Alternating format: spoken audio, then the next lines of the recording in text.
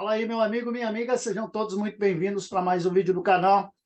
E nesse vídeo eu quero trazer para você uma informação interessante, onde um representante das pessoas, dos empresários, do governo, que não querem aposentadoria especial, que são contrários à aposentadoria especial, ele fala da aposentadoria especial referente a uma categoria.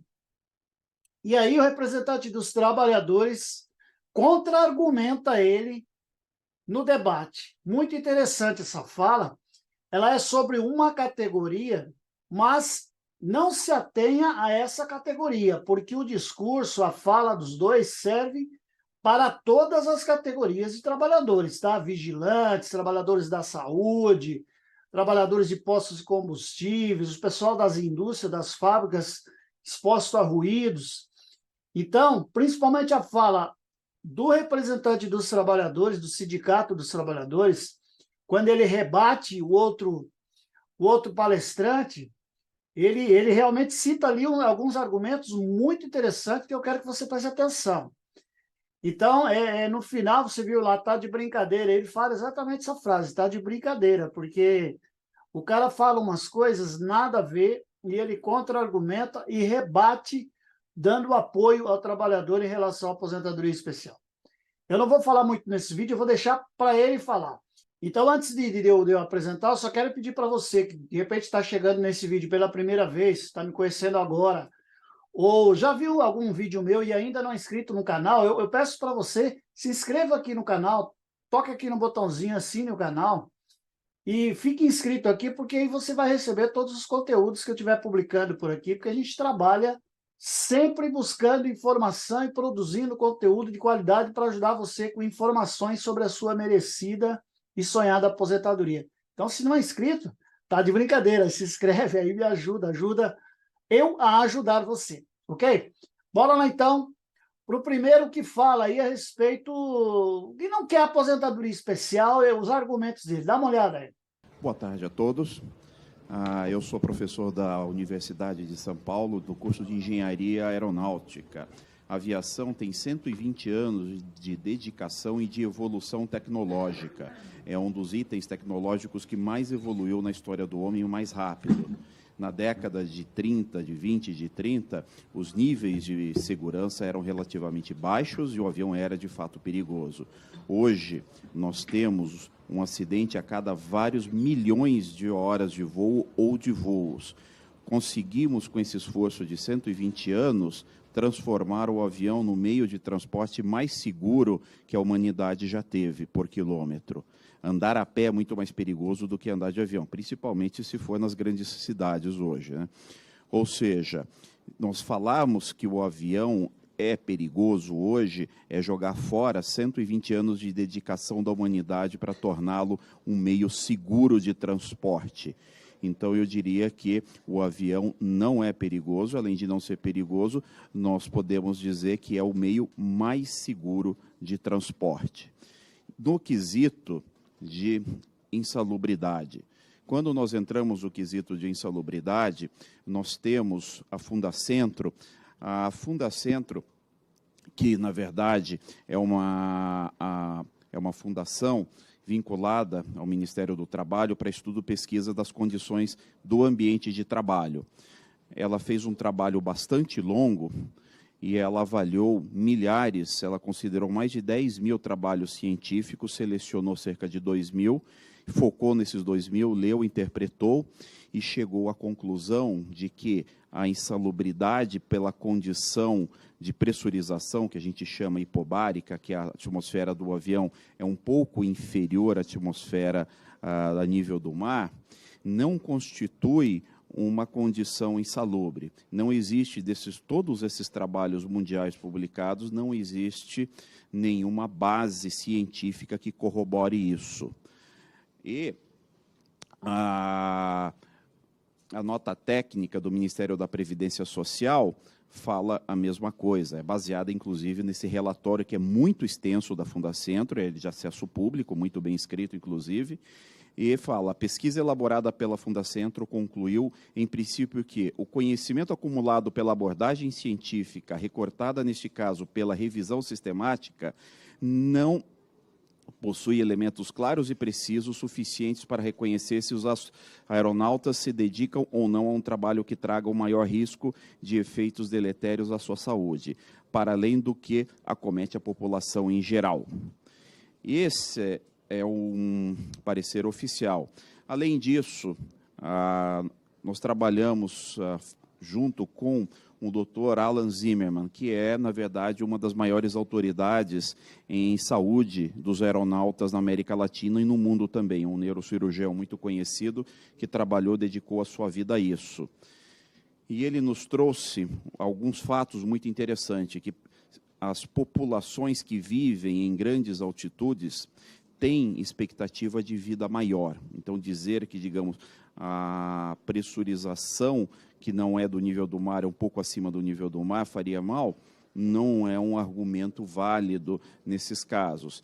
Também existe um estudo efetuado com pilotos que voaram aviões de uma década, da década de 40, 50, 60, que nem pressurização tinham e voavam alto. E foi constatado que esses pilotos tiveram uma expectativa de vida maior do que os pilotos normais, né, que tinham a pressurização. E, com base nisso, o Dr. Alan apresenta que, quando o organismo é sujeito a uma pequena dose, tanto de privação de oxigênio muito pequena, ou uma dose de radiação muito pequena, atenção, o que separa o veneno do remédio é a dose, certo? Quando o organismo é sujeito a uma dose bastante pequena dessas duas condições, ele reage positivamente. Se passar dessa dose, logicamente, pode trazer problema. Também nós temos um outro aspecto tecnológico, que os aviões de hoje, os aviões modernos que voam hoje, têm uma altitude de cabine da ordem de 5 a 6 mil pés, que, na verdade, corresponde com uma cidade de Campos do Jordão, Montes Verdes e etc. Então, dizer que essa é uma condição insalubre é dizer que todos que moram em Campos do Jordão ou que frequentam Campos do Jordão, Monte Verde, etc., terão uma menor expectativa de vida. Também não correspondem à realidade. Portanto, do ponto de vista técnico e do ponto de vista médico, não existe nenhuma publicação aceita, rastreável, que tenha rastreabilidade total, que ateste essa condição ou que comprove isso. Isso que a Fundacentro falou e a nota técnica do Ministério também da Previdência Social fala. E, no final, nós temos um outro problema que é chamado da radiação aeronáutica. O ambiente aeronáutico, o avião voa bastante alto, e em altitudes um pouco maiores você tem uma incidência mais pronunciada da radiação solar, porque você não tem parte da atmosfera para absorver. No entanto, o avião ele é fechado, você tem poucas aberturas, as janelas, tanto as janelas laterais quanto as janelas frontais da cabine de comando, possuem revestimentos, principalmente as da cabine de comando, elas possuem uma camada metálica que se passa por um processo muito sofisticado, chamado sputtering, para você conseguir fazer filtros contra as radiações danosas.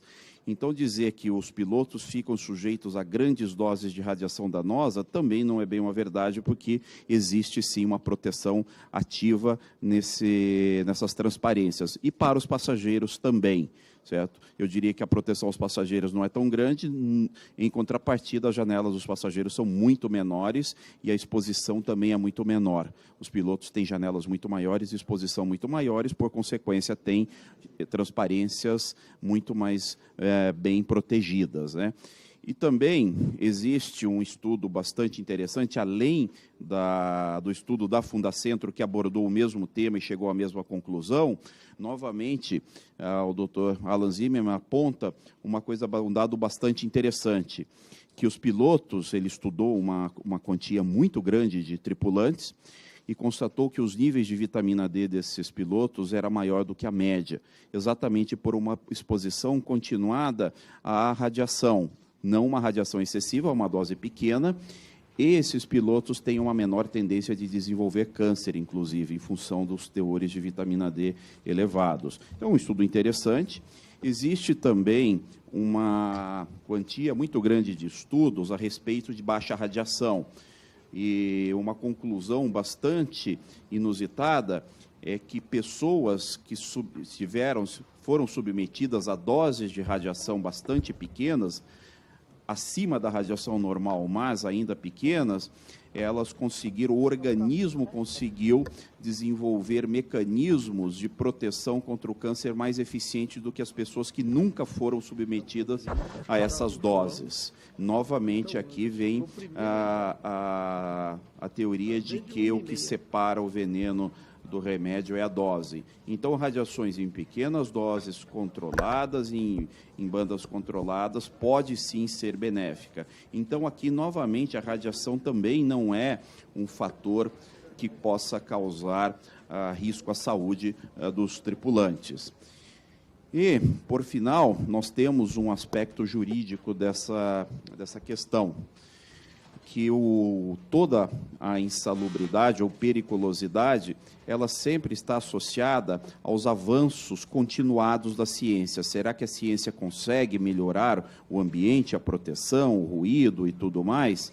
Se a ciência consegue alterar esta realidade, então este é um assunto que hoje ele continua dentro do Poder Executivo e deve continuar exatamente pela agilidade que se possa ter na legislação a respeito das mudanças da ciência, dos avanços da ciência. Caso contrário, a gente corre o risco de fazer avanços muito grandes e não conseguir dar a mesma contrapartida do ponto de vista legal. Então, eu gostaria de encerrar aqui a minha exposição, que o meu tempo já acabou. Obrigado. Realmente umas coisas sem fundamento, né? Então, vamos agora ver o defensor aí do trabalhador, o que ele fala. Olha aí o discurso dele, eu achei muito interessante, quis trazer aqui para você. Boa tarde a todos, cumprimento a todos os membros da mesa, muito obrigado, deputada Giovana, pela oportunidade, e a todos os colegas que estão aqui presentes.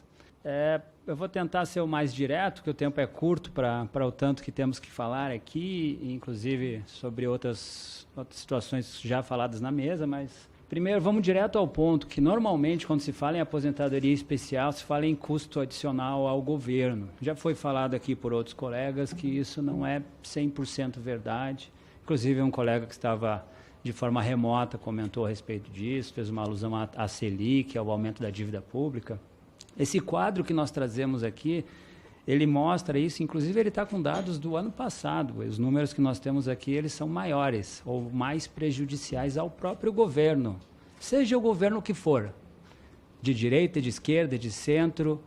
Então, existe essa meia-verdade de que a aposentadoria especial vai trazer um prejuízo. Mas olhem a realidade dos tripulantes brasileiros, dos aeronautas. Um comissário com 25 anos de contribuição vai ganhar 7 mil, talvez um pouco mais, mas no nosso cálculo fica uma média de 7 mil reais. Nós fazemos uma conta nessa tabela, onde nós colocamos todos os itens baseados em 96 meses. Por que 96 meses? Porque uma ação judicial movida contra o INSS gira em torno de 8 anos. E depois desses 8 anos, a ação já tramitou em primeira e segunda instância. Normalmente o INSS recorre em primeira instância e na segunda ele não recorre mais, porque ele perde. O que isso quer dizer? O judiciário fica atolado de processos desnecessários porque ele perde. Depois a gente fala isso até em outro slide. Mas nesses 96 meses, numa conta rápida aqui, nós chegamos à conclusão que o tripulante contribuiu para o INSS nesse período aí, 641 mil no caso do piloto, porque ele tem a contribuição dele, mais a contribuição patronal e outros. O comissário contribuiu em torno de 199 mil. Mas quando o Estado é condenado nessa ação, o Estado tem que pagar todos esses emolumentos com os juros de justiça. E aí nós fazemos uma conta básica de juros chutando para baixo desses 8 anos de processo. E aí o piloto recebe 1 milhão e 43 mil, para ser mais exatos, em números do ano passado, e um comissário também. E aí, vocês veem em vermelho ali, o déficit que isso gerou para o Estado. 400 mil para piloto, 843 mil no caso dos comissários. E ainda a gente tem que ouvir o argumento de que é custoso para o Estado. É custoso é ficar com processos acumulados no judiciário, tendo várias outras coisas importantes para resolver, e ainda mais o país como um todo tendo que pagar uma conta. Eu falei de judiciário, só para complementar essa fala, há um entendimento majoritário do STJ de que o tema já está pacificado. A questão chega lá e já acabou. O nosso colega da CNTI comentou a respeito disso. Já acabou. Há um entendimento majoritário do STJ sobre o tema. Então, nós precisamos judicializar o tema para ter um direito. Bom, a ICAO é o órgão da ONU que regulamenta a aviação internacional. A ICAO faz uma recomendação aos Estados. Ela não tem poder de fazer a lei, ela recomenda. A recomendação da ICAO é que há, sim, um direito à aposentadoria especial. Sobre os agentes nocivos em que nós somos expostos. Primeiro eu vou falar da pressurização, que foi trazido do PLP 245, do senador Amin. Eu preciso falar, primeiro vamos conceituar a pressurização. Você está numa cabine fechada lá, uma lata de sardinha fechada, com um ar pressurizado, e essa lata de sardinha está internamente a 8.000 pés de altitude. Foi falado aqui na mesa que seriam 5 ou 6 mil pés. Falando tecnicamente a vocês, o que acontece é o seguinte: eu sou o comandante de Boeing 737.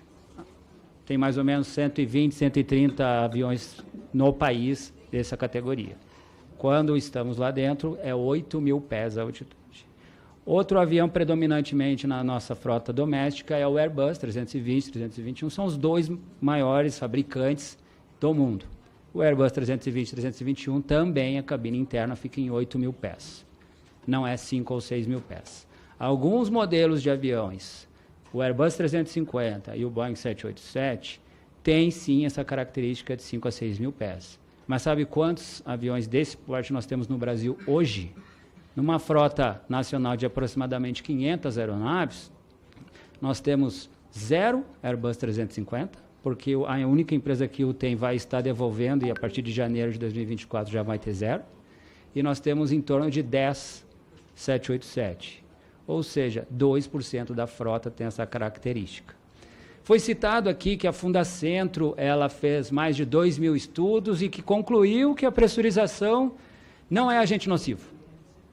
Eu posso falar com propriedade porque eu estava lá. O nosso sindicato procurou o Ministério da Previdência e provocou esse estudo.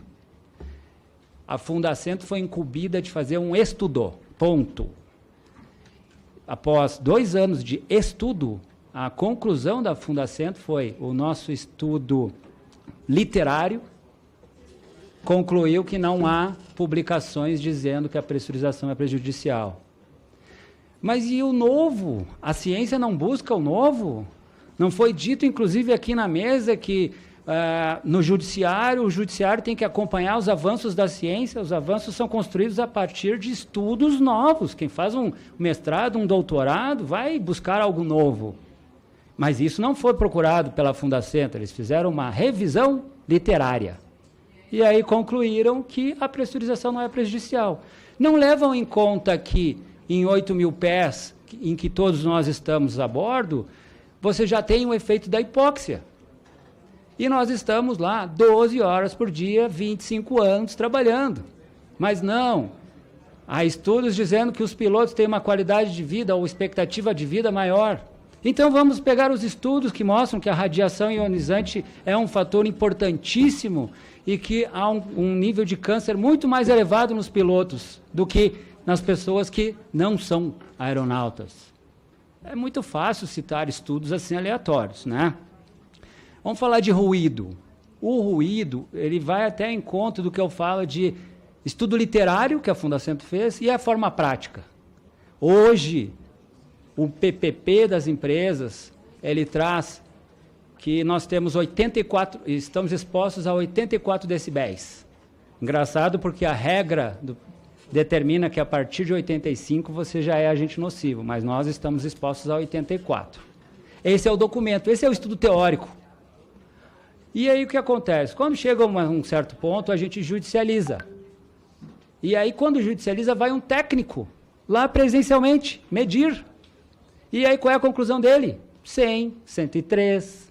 E dá ganho de causa ao aeronauta que judicializou. É muito fácil um documento dizer o que está escrito, que 84 decibéis logo não tem direito. Quando a gente vai para a prática, a gente vê que não é isso. E outra, esse documento, falando de ruído, esse documento é medido onde? Um avião no hangar parado, desligado. Mas nós trabalhamos onde? Um avião voando, cheio de agentes estressores. Fica só um questionamento aqui, que já foi falado, inclusive, pelo colega do IBDPrev, sobre a idade mínima, né? O questionamento é por que a gente está debatendo agente nocivo, qual é a lógica eu estar exposto a 25 anos no agente nocivo e ter idade mínima? E se eu comecei cedo? Seja ele qual for, seja a categoria que for. Vamos citar alguns mineiros, eletricitários, qualquer um.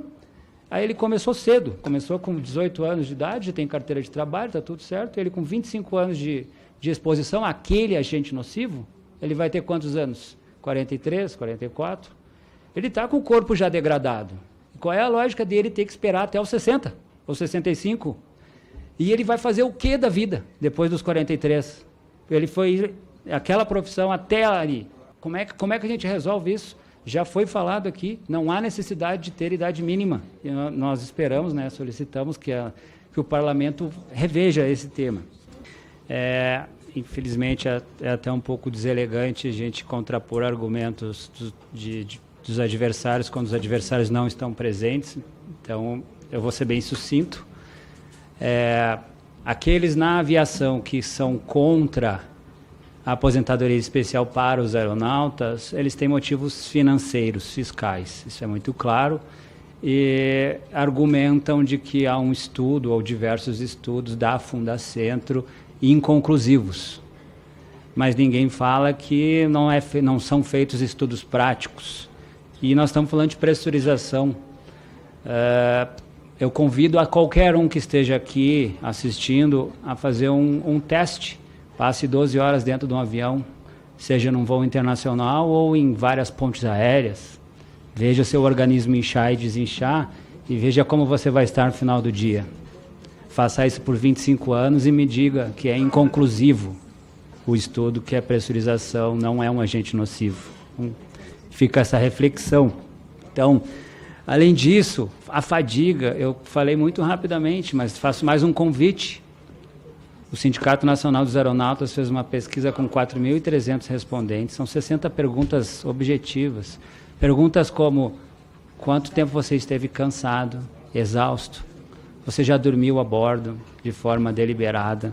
Perguntas críticas que têm que ser feitas e foram feitas. Então, convido a todos para olharem essa pesquisa. Vamos falar de ruído, pressurização, microvibração e tudo junto. Aí você dizer que a categoria dos aeronautas não faz jus à aposentadoria especial, tá de brincadeira. E eu faço aqui, eu chamo a atenção, né, de que a idade mínima não tem lógica, uma idade mínima de 60 a 65 anos, quando nós estamos debatendo o tempo de exposição ao agente nocivo. Os caras querem retirar o direito do trabalhador, e não é só ele, existem outras pessoas. Claro, ele está representando uma categoria, né? A gente tem que respeitar. Ele representa lá os empresários, aeroviários lá, mas serve para todos os trabalhadores. E quando o defensor do trabalhador, que é o Tiago aí, ele fala muito bem, porque ele defende todas as categorias. Por isso que eu disse no início do vídeo para você. É um vídeo, é um conteúdo que serve para todas as categorias. Falou do aeroviário, mas serve para todas as categorias de trabalhadores expostos a agentes nocivos à saúde. Negócio de aposentadoria e idade mínima na aposentadoria, não, está ali mais do que provado. Realmente, isso daí tem que cair o mais rápido possível. Muito obrigado, meu amigo, minha amiga, para você que ficou comigo até aqui nesse vídeo. Um forte abraço, fica com Deus, até o próximo vídeo. Tchau, tchau.